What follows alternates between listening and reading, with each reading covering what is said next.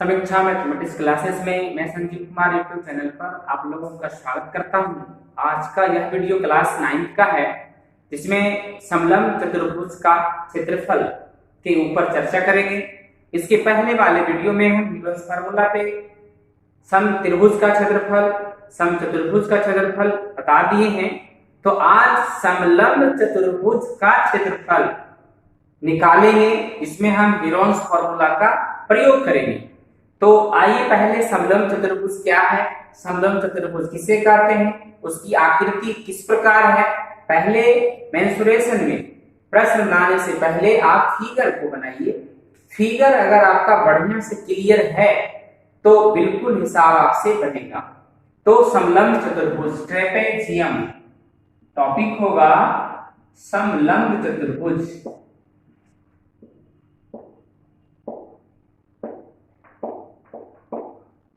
समलंब चतुर्भुज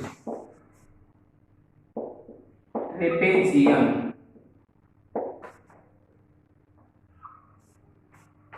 समलंब चतुर्भुज वह चतुर्भुज है जिसकी एक जोड़ी भुजाएं समांतर होती है और दूसरी जोड़ी भुजाएं असमांतर होती है। समलंब चतुर्भुज, फिर से एक बार देखिए, समलंब चतुर्भुज वह चतुर्भुज है जिसकी एक जोड़ी भुजाएं समांतर होती है और दूसरी जोड़ी असमांतर होती है। तो परिभाषा पहले देख लीजिए समलंब चतुर्भुज का। समलंब चतुर्भुज ट्रेपेजियम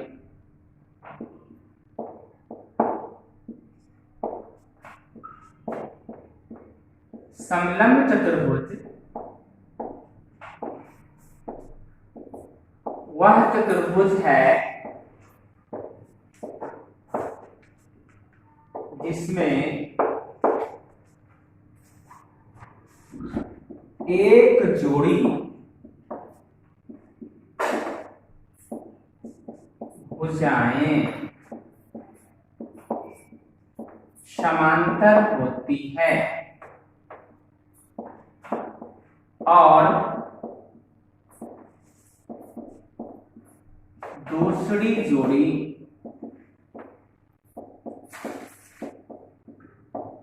असमांतर होती है।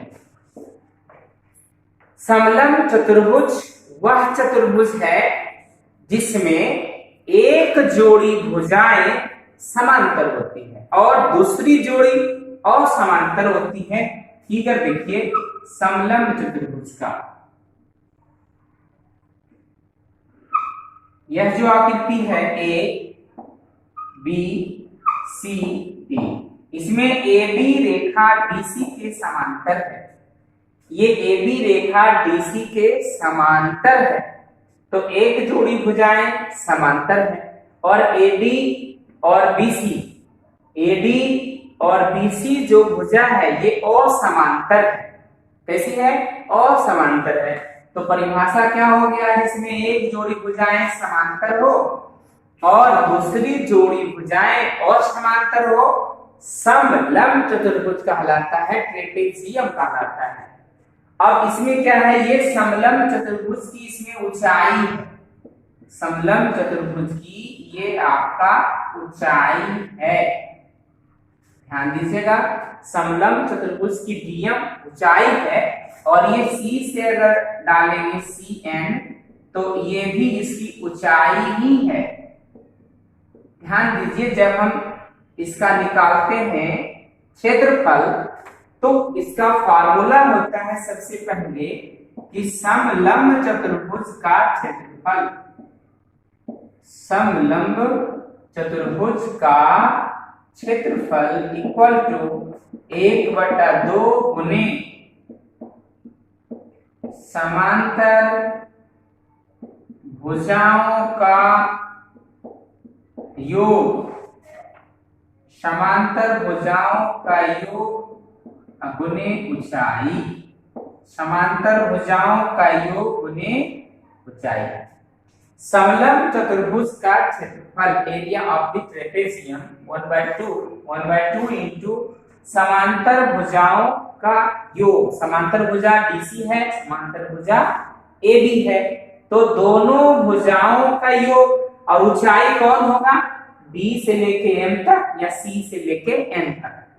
तो अगर समांतर भुजा मालूम है, ऊंचाई मालूम है, तो इस फॉर्मूला पे हम समलंब चतुर्भुज का क्षेत्रफल आसानी से निकाल सकते हैं। तो समलंब चतुर्भुज का क्षेत्रफल निकालने के लिए बहुत इंपॉर्टेंट फॉर्मूला है कि 1/2 गुने समांतर भुजाओं का योग गुने ऊंचाई। एक पॉइंट और हम आपको बताएंगे, देखिए चतुर्भुज, चतुर्भुज का क्षेत्रफल कब, जब उसका एक विकर्ण मालूम है और उस विकर्ण पर सम्मुख शीर्ष से अगर लंब डाला गया है, तब हम चतुर्भुज का क्षेत्रफल कैसे निकालेंगे। थोड़ा सा पहले फिगर देख लीजिए। मान लीजिए कि आपका ये कोई चतुर्भुज है ना, ये चतुर्भुज है, नाम देते हैं दे ए बी सी और D. A B C D एक चतुर्भुज है, क्वाड्रिलेटरल है, चतुर्भुज है। और इसमें क्या है कि आपका ये विकर्ण मालूम है। कौन विकर्ण, विकर्ण बी से लेकर के, विकर्ण बी से लेकर के डी तक मालूम। और यहां से ये लंब है, नाम दीजिए एम जो है बीडी पर लंब है, और सी से सीएन आपका ये लंब। अगर फिगर आपका इस प्रकार का दिया हुआ है या प्रश्न में कह रहा है कि ABCD एक चतुर्भुज है जिसके एक विकर्ण मेरा B से D तक है, इसकी लंबाई BD मेरा दिया हुआ है, और सम्मुख शीर्ष से, विकर्ण के सम्मुख शीर्ष A है और सम्मुख शीर्ष D है, A से AM लंब है, C से CN लंब है, तो इस चतुर्भुज का क्षेत्रफल हम कैसे निकालेंगे। देखिए चतुर्भुज का क्षेत्रफल, चतुर्भुज का क्षेत्रफल होगा, देखिए 1/2 गुना एक विकर्ण, 1/2 गुना एक विकर्ण गुने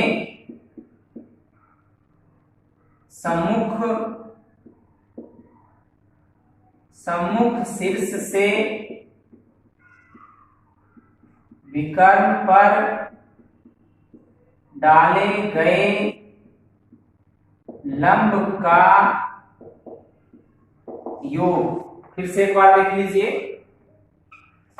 चतुर्भुज का क्षेत्रफल 1/2 गुने एक विकर्ण, जो भी विकर्ण की लंबाई है ये आपका गुना हो जाएगा, और सम्मुख शीर्ष से एम और सीएन है लंब, विकर्ण पर डाले गए लंब का योग। सम्मुख शीर्ष से विकर्ण पर डाले गए लंब का योग, तो आपका क्या निकलेगा, चतुर्भुज का क्षेत्रफल। किसका क्षेत्रफल, चतुर्भुज का क्षेत्रफल। और इसके बाद थोड़ा सा हम बता दें, आयत के बारे में भी आपको हम बता देते हैं। आयत, रेक्टेंगल, परिभाषा तो सब जानते हैं आयत का, कि आयत के आमने सामने की भुजाएं बराबर, और आमने सामने की भुजाएं बराबर, और प्रत्येक कोण 90 डिग्री का होता है। आयत वह चतुर्भुज है जिसकी आमने सामने की भुजाएं बराबर होती है और प्रत्येक कोण समकोण होता है, प्रत्येक कोण समकोण होता है, आयत कहलाता है। परिभाषा देख लीजिए सबसे पहले, वह चतुर्भुज जिसकी आमने सामने की भुजाएं बराबर होती है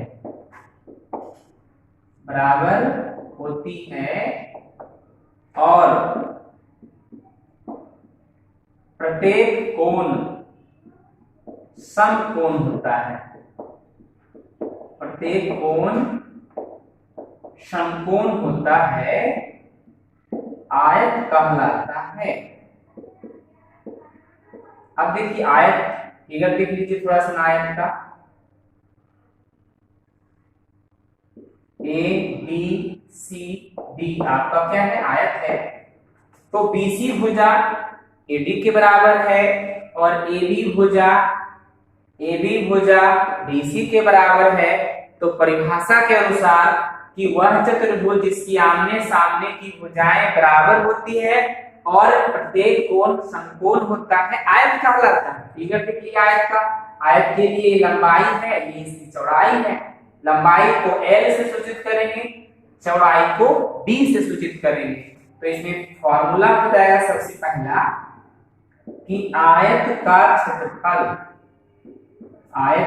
क्षेत्रफल लंबाई गुने चौड़ाई। दूसरा आयत की परिमिति 2 इंटू लंबाई प्लस चौड़ाई। तीसरा आयत का विकर्ण होगा √L² प्लस B²। ध्यान दीजिए, सबसे पहले आयत किसे कहते हैं परिभाषा बता दिए, इसके अनुसार से फिगर बता दिए। अगर आपको आयत का क्षेत्रफल निकालना हो तो फॉर्मूला होगा लंबाई गुने चौड़ाई, और आयत की जो परिमिति है 2 इंटू लंबाई प्लस चौड़ाई, और आयत का जो विकर्ण होगा √L² प्लस B² अर्थात लंबाई का स्क्वायर प्लस चौड़ाई का स्क्वायर। तो आयत के लिए आप देख लीजिए एक आकृति और बच गया, वो आपका स्क्वायर है, वर्ग है। तो आप इसे पहले लिखिए, फिर देखिए हम वर्ग बताते हैं। आयत का परिभाषा हो गया। अब देखिए थोड़ा सा एक और आकृति बच गया था आपका वर्ग स्क्वायर। वर्ग किसे कहते हैं? सबसे पहले इसका परिभाषा देखिए, वर्ग वह चतुर्भुज है जिसकी प्रत्येक भुजा बराबर होती है और प्रत्येक कोण समकोण होता है, वर्ग कहलाता है। तो परिभाषा पहले देख लीजिए, वैसा चतुर्भुज जिसकी चारों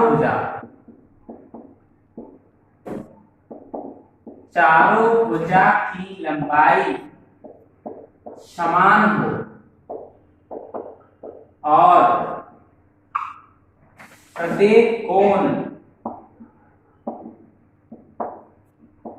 समकोण हो। प्रत्येक कोण समकोण हो, वर्ग कहलाता है। एक बार परिभाषा देख लीजिए, वैसा चतुर्भुज जिसकी चारों भुजा की लंबाई समान हो और प्रत्येक कोण समकोण हो। प्रत्येक कोण समकोण, समकोण मीन्स 90 डिग्री, तो वह आकृति वर्ग कहलाता है। अब इसका थोड़ा सा फिगर देख लीजिए वर्ग के लिए। A B C D, A B भुजा, बी सी भुजा, सी डी भुजा, ए डी भुजा। ए बी भुजा, बी सी, सी डी और ए डी चारों भुजा की लंबाई समान है और ये जो कोण है प्रत्येक कोण जो इसका होगा वो 90 डिग्री का होगा। ध्यान रहे, तो वर्ग का प्रत्येक कोण कितना डिग्री का? 90 डिग्री का। वर्ग के आमने सामने की भुजाएं, आमने सामने क्या भुजाएं बराबर होती है, और इसकी संलग्न आसन्न भुजा, वर्ग की आसन्न भुजा बराबर होती है और इसके विकर्ण भी बराबर होते हैं। ये सब इसका गुणधर्म में आएगा कि वर्ग की चारों भुजा की लंबाई समान होती है, आसन्न भुजा समान लंबाई की होती है, इसके विकर्ण बराबर होते हैं, इसके विकर्ण समद्विभाजित करते हैं, इसके विकर्ण एक दूसरे को 90 डिग्री पर समद्विभाजित करते हैं और प्रत्येक कोण इसका 90 डिग्री का होता है। ये सब वर्ग के लिए गुणधर्म है। अब इसमें कुछ इंपॉर्टेंट फॉर्मूला है, जैसे सबसे पहले वर्ग का क्षेत्रफल फॉर्मूला होता है भुजा स्क्वायर। वर्ग का परिमाप मीन्स क्या? चारों भुजा का योग अर्थात 4 गुना भुजा। तीसरा है वर्ग का विकर्ण बराबर होगा वर्ग का विकर्ण होगा √2 गुने भुजा। √2 गुने क्या होगा? भुजा। ध्यान रखिएगा मात्र वर्ग के लिए 3 फॉर्मूला। सबसे पहले वर्ग का क्षेत्रफल होता है भुजा स्क्वायर। सपोज दैट अगर वर्ग की भुजा, छोटा सा देख लीजिए कि वर्ग की भुजा 10 मीटर है तो क्षेत्रफल क्या होगा? भुजा स्क्वायर अर्थात 10 का स्क्वायर अर्थात 100 वर्ग मीटर। फिर देखिए अगर परिमाप पूछेगा तो वर्ग का परिमाप होता है 4 गुना भुजा, तो भुजा की लंबाई अभी 10 बोले थे ना, तो परिमाप होगा 10 गुना 4 गुना 10 अर्थात 40 मीटर। अगर विकर्ण पूछा जाए √2 गुना भुजा तो √2 गुना 10 10 √2। अर्थात मेरे कहने का ये अर्थ है कि यदि अगर वर्ग की भुजा मालूम हो तो आप क्षेत्रफल, परिमाप और विकर्ण आसानी से निकाल सकते हैं। तो ये आपका वर्ग हो गया, आप इसे लिख लीजिए। अभी समलंब के बारे में आपको बताएं। अब उसके ऊपर प्रश्न इंपॉर्टेंट है। एक नहर के अनुप्रस्थ काट का आकार समलंब है। यदि नहर के ऊपरी सिरों की चौड़ाई 10 मीटर, तल की चौड़ाई 6 मीटर तथा अनुप्रस्थ काट का क्षेत्रफल 72 मीटर स्क्वायर हो तो उसकी गहराई ज्ञात करें। देखिए नहर के ऊपरी सिरों की चौड़ाई 10 मीटर और तल की चौड़ाई 6 मीटर है, अर्थात जो समलंब का आकृति है वो आपका उल्टा है। आप फिगर को इस प्रकार बना लीजिए जिस प्रकार से प्रश्न आपको कह रहा है। देखिए ये समलंब है, ये भुजा समांतर है, ए बी सी और क्या बी। प्रश्न दिया हुआ है कि एक नहर के अनुप्रस्थ काट का आकार समलंब है। बिल्कुल है। नहर के ऊपरी सिरों की चौड़ाई 10 मीटर, बी से लेके सी तक 10 मीटर है, बिल्कुल ठीक है। और तल की चौड़ाई ये जो ए बी है ना, ये 6 मीटर है, 6 मीटर है। और इसके क्षेत्रफल, अनुप्रस्थ काट का क्षेत्रफल 72 मीटर स्क्वायर है। ये जो पूरा आकृति है समलंब का, पूरे समलंब का क्षेत्रफल मालूम है। कितना मालूम है? तो 72 मीटर स्क्वायर। एक बात ध्यान से समझिए, मेंसुरेशन में आपको जो मालूम है उसी का फॉर्मूला लगाइए। तो जो भाग ज्ञात नहीं है, जैसे यहाँ गहराई नहीं मालूम है ना, तो गहराई मालूम हो जाएगा। आगे लेसन में यदि घन है या घनाभ है, कभी भी आयतन दिया हुआ रहे तो हम आयतन का ही सूत्र लगाएंगे। क्षेत्रफल दिया हुआ है, क्षेत्रफल का सूत्र लगाएंगे। ये बात याद रखिएगा। तो जो भाग ज्ञात नहीं है वो पहले आपको मालूम हो जाएगा। तो यहाँ पे अनुप्रस्थ काट का क्षेत्रफल 72 मीटर स्क्वायर है। ये पूरे आकृति का, तो कहा इसकी गहराई ज्ञात करें। अर्थात यहाँ से जो ये दिया हुआ है ए से लेकर के एम तक ये जो गहराई है ना, ये आपको निकालना है। तो ध्यान दीजिए, यहाँ से फिगर तो समझ गए होंगे। तो समलंब चतुर्भुज का क्षेत्रफल क्या होता है? समलंब चतुर्भुज का क्षेत्रफल बराबर फॉर्मूला होगा 1/2 गुने समांतर भुजाओं का योग अगुना ऊंचाई। ऊंचाई या गहराई की चर्चा किया है तो गहराई लिखिए, एक ही चीज है, ऊंचाई लिखिए या गहराई लिखिए। समलंब का क्षेत्रफल मालूम है 72, तो इसके नीचे 72 आ गया। 1/2 समांतर भुजाओं का योग, समांतर भुजा 10 मीटर और 6 मीटर अगुने गहराई। देखिए अब यहाँ से क्या करेंगे? 72 = 1/2 गुना 10 प्लस कर दीजिए ना, तो 16 अगुने गहराई। अब यहाँ से 2 से काट सकते हैं, 8 आ जाएगा 8। इसीलिए गहराई बराबर हो जाएगा, गहराई = 72/8 हो जाएगा। 8 से 7 पढ़ दीजिए 9 बार भी, तो गहराई निकल गया कितना? 9 मीटर। ये आपका आंसर हो गया। तो देखिए कितना इजी था। क्या मालूम था? समलंब का क्षेत्रफल मालूम है, क्षेत्रफल कितना था 72, तो क्षेत्रफल के नीचे 72 लिख दिए।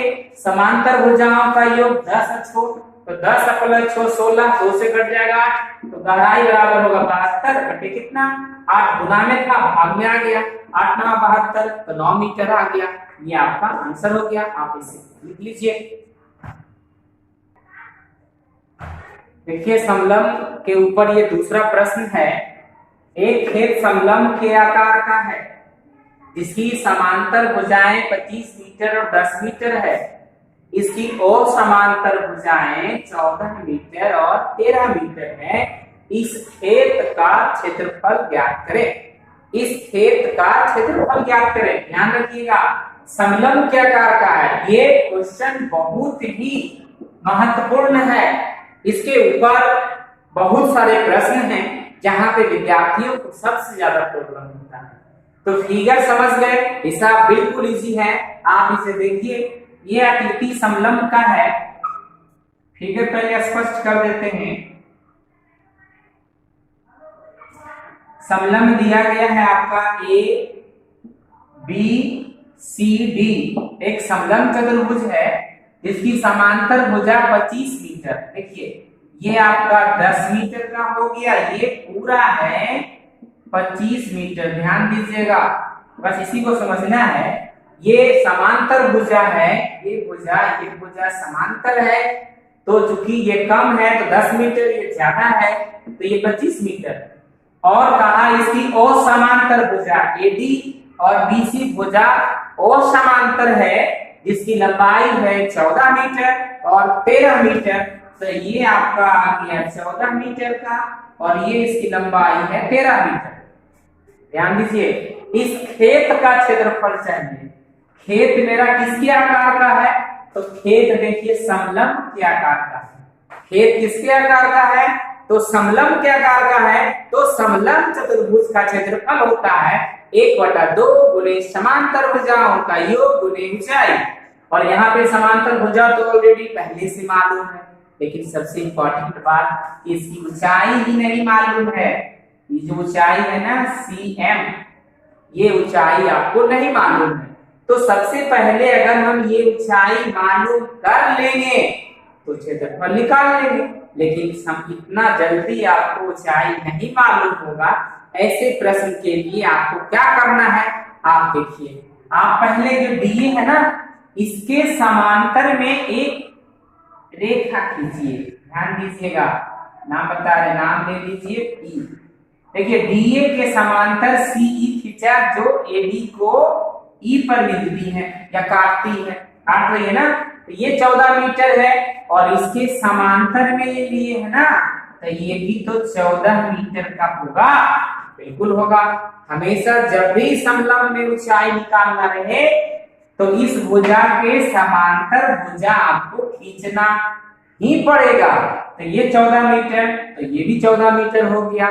अब देखो ए से बी तक कुल लंबाई था 25 मीटर और ये 10 मीटर है, तो ये भी तो आकृति 10 मीटर का होगा ना सामने वाला, ए से लेके ई तक।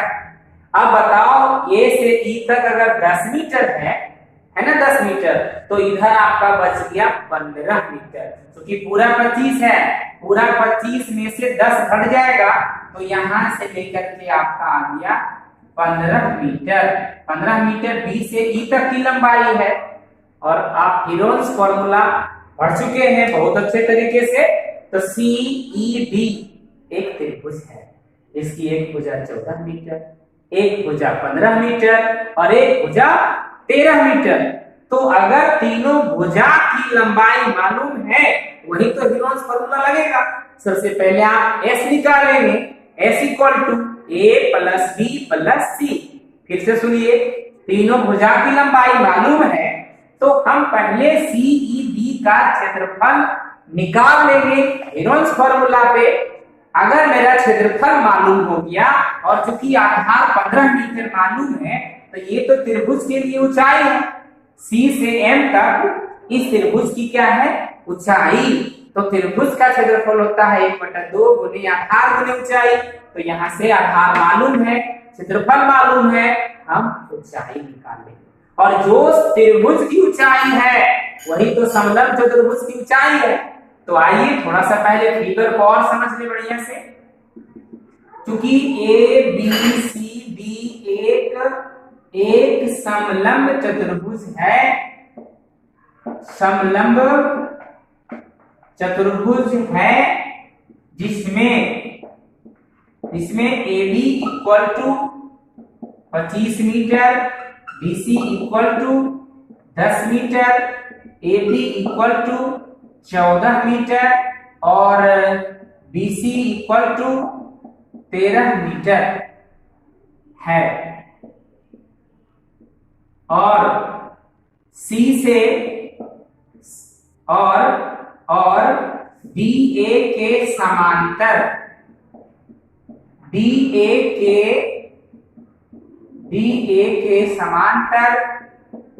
सीई खींचा जो ए बी को ई पर काटती है। देखिए जितना बात हम आपको बताए, ए बी मालूम है 25 मीटर, डी सी मालूम है 10 मीटर, ए डी मालूम है 14 मीटर, बी सी मालूम है 13 मीटर और डी ए के समांतर सी खींचा जो ए बी को ई पर काटती है। इतना बात तो आप जो दिख रहे हैं ना उसी को हम लिखे हैं। अब इसलिए देखिए अब सी से ई तक की लंबाई मेरा हो गया 14 मीटर। अब इस त्रिभुज की जब बात करेंगे तो यहां से एक लंबाई ई से बी तक या बी से लेकर के ई तक की जो लंबाई होगा, बी से ई तक की लंबाई मेरा होगा ए से बी तक की कुल लंबाई। तो ए बी उसमें से ए ई मेरा घट जाएगा, ए घट जाएगा। बताइए कितना बच गया, 25 घटाओ 10 इक्वल टू 15 मीटर। 15 मीटर किसके लिए लंबाई आ गया, बीई के लिए आ गया। यहां तक करने के बाद आपका ये त्रिभुज है, कौन सा त्रिभुज, देखिए ध्यान से, त्रिभुज कौन सा, सीईबी। त्रिभुज सीईबी में आप सबसे पहले एस निकालें। एस इक्वल टू फॉर्मूला होगा ए प्लस बी प्लस सी बाय 2। ए देखिए सामने में कौन आ गया 15। अब यहां से आप लिख सकते हैं 15 प्लस 13 प्लस 14 बटा 2 प्लस कर दीजिए 4 3 7 5 12 के 2 बाकी है तो 42 बटा 2 कट हो जाएगा। तो 21 एस इक्वल टू मान आ गया 21 मीटर। एस इक्वल टू आपको कितना आ गया, 21 मीटर आ गया एस का मान। अब इस त्रिभुज का पहले क्षेत्रफल निकाल लीजिए। कौन सा त्रिभुज, त्रिभुज सीईबी का क्षेत्रफल। कौन सा फॉर्मूला पे, हीरोन्स फॉर्मूला पे, आपको पता है ना Heron's formula, s into s minus a into s minus b into s minus c बिल्कुल होता। अब देखिए s की लंबाई आपको पता है, s मालूम मेरा है 21। अब 21 माइनस 15, 21 माइनस 13 और 21 माइनस 14। ध्यान दीजिएगा 21 माइनस 15, 21 माइनस 13, 21 माइनस 14। अब तो घटाने के लिए आपको आता ही है ना, 21 गुना 21 में से 15 को घटा दीजिए तो 6 आ जाएगा, 21 में से 13 को घटा दीजिए तो 8 आ जाएगा और 21 में से 14 घटा दीजिए तो 7 आ जाएगा। अब इसका फैक्टराइज कर लीजिए या पूरा गुना कर लीजिए, आराम होगा। इसका गुणनखंड कर लीजिए, हम बता चुके हैं 21 को तोड़ सकते हैं 3 गुना 7, 6 को तोड़ सकते हैं 2 गुना 3, 8 को तोड़ सकते हैं 2 गुना 2 गुना 2 गुना 7। देखिए 7 रह गया ना ये। अब 2 की संख्या कितना, 1 2 3 4 बार आया है तो यहाँ से 2 बाहर आ जाएगा, 2 3 जोड़ा लगेगा, 1 3 बाहर आ गया, 7 का जोड़ा लगेगा, 1 7 बाहर आपका आ गया। अब यहाँ से इसका गुना कर लीजिए, ये इसके लिए क्षेत्रफल आएगा, इस त्रिभुज का क्षेत्रफल आएगा। तो 7 या 21 तो 42 गुना 2 कर लीजिए तो 84 मीटर स्क्वायर, 84 मीटर स्क्वायर आया क्षेत्रफल इस त्रिभुज का। अब क्या करेंगे यहाँ से कि त्रिभुज सीईबी का क्षेत्रफल फॉर्मूला होगा 1/2 गुने आधार गुने ऊंचाई। अब देखो क्षेत्रफल तो मेरा 84 है, 1/2 आधार, आधार देख लीजिए, आधार 15 है, और गुने कितना, ऊंचाई, हो गया ना। अब 2 इधर गुना हो जाएगा, 4 दूनी 8 हो जाएगा, 8 दूनी 16 हो जाएगा, 168 हो जाएगा, इक्वल टू 15 गुने ऊंचाई। इसीलिए यहां से जब ऊंचाई निकालेंगे तो ऊंचाई बराबर होगा 168/15। 3 से कटाइए 5 आएगा, 3 से कटाइए 5 आएगा, 6 आएगा, तो 56/5 जो है मीटर, 56/5 मीटर ये इसकी ऊंचाई सीएम आया। जब हमें ऊंचाई मालूम हो गया तो समलंब का क्षेत्रफल निकाल देंगे। बस एक लाइन देख लीजिए, समलंब है ना, समलंब चतुर्भुज, समलंब चतुर्भुज का क्षेत्रफल फॉर्मूला होगा 1/2 गुने समांतर भुजाओं का योग गुने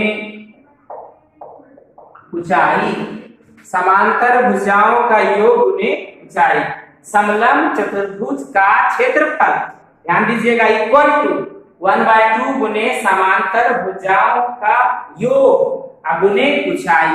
अब देखिए समांतर भुजा आपको पता है कि समांतर भुजा है 10 और 25, आप लिखिएगा 10 जोड़ 25 गुना ऊंचाई, ऊंचाई आया है 56/5, 56/5। अब यहां से क्या करेंगे, 1/2 गुने 25 10, 35 गुना 56/5, 5 से घटाएंगे तो 7 आ जाएगा, 2 से घटाएंगे तो 28 आ जाएगा। अब 28 में 7 को गुना कर दीजिए, जो गुना करने के बाद आएगा ये समलंब चतुर्भुज का क्षेत्रफल आएगा। तो गुना कर दीजिए, 28 गुना 7 करेंगे तो 196 आ गया। आप लिख दीजिए 196 मीटर स्क्वायर, 196 मीटर स्क्वायर। थोड़ा सा यहाँ पे जगह कम है, 196 मीटर स्क्वायर इस समलंब चतुर्भुज का क्या निकल गया, क्षेत्रफल निकल गया। यहाँ पर एक बार फिर से देख लीजिए, समलंब ऊंचाई क्योंकि 56/5 मेरा आ गया था, तो समलंब चतुर्भुज का क्षेत्रफल 1/2 गुने समांतर भुजाओं का योग गुने ऊंचाई। अब 1/2 समांतर भुजा 10 जोड़ 25, तो 10 + 25 गुना ऊंचाई 56/5, 25 में से 10 को जोड़ दीजिए 35 गुना 56/5। अब 2 से घटाएंगे तो 28 आएगा, 5 से घटाएंगे 35 को तो 7 आएगा, 7 में 28 को गुना करेंगे तो 196 मीटर स्क्वायर इस समलंब चतुर्भुज का क्या निकल गया, क्षेत्रफल निकल गया। तो इस तरह से आप और भी प्रश्न अगर आपको है तो इस तरह का खोज कर क्या बनाइएगा, पहले आप इसे नोट कर लीजिए।